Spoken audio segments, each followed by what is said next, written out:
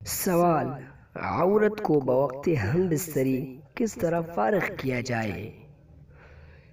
مثلا زید اپنی بیوی سے ہم بستری کر رہا ہے اور فارغ بھی ہو رہا ہے، اس سے اس کی بیوی بھی خوش ہے، اس میں اس کی بیوی کی طرف سے نہ تو کوئی بحث و تکرار اور نہ ہی کوئی اشکال ہے، لیکن اس کی بیوی بحالت ہم بستری فارغ نہیں ہو رہی ہے، جس کی وجہ سے زید کو بعض دفعہ اپنی بیوی کے حق زوجیت کو نہ ادا کرنے کے اندیشہ سے زید خود اپنی بیوی کی شرمگاہ کو انگلی سے سیلا کر فارغ کر رہا ہے۔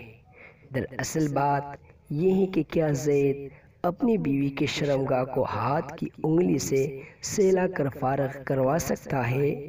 چونکہ ہم نے اس کے متعلق اسی آن لائن فتویٰ میں یہ مسئلہ پڑھا تھا کہ عورت کو ہاتھ کی انگلی وغیرہ سے فارغ کرنا مرد کے مشت زنی کرنے کی طرح ہے، اس صورت میں تو عورت گناہگار ہوگی۔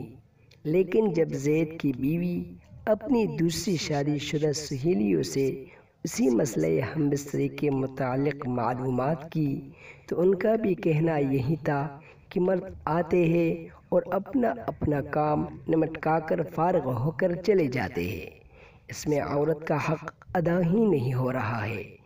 اس صورت میں تو عورت کی شہوت ہی پوری نہیں ہو پا رہی ہے۔ قرآن و حدیث کی روشنی میں جواب عنایت فرمائے۔ جواب: بیوی کی شرمگاہ میں انگلی ڈال کر اسے فارغ کرانا مناسب نہیں ہے۔ شوہر کو چاہیے کہ بعد انزال اپنی ذکر بیوی کی شرمگاہ سے باہر نہ نکالے، بلکہ بیوی کو بھی فارغ ہونے کا موقع دے۔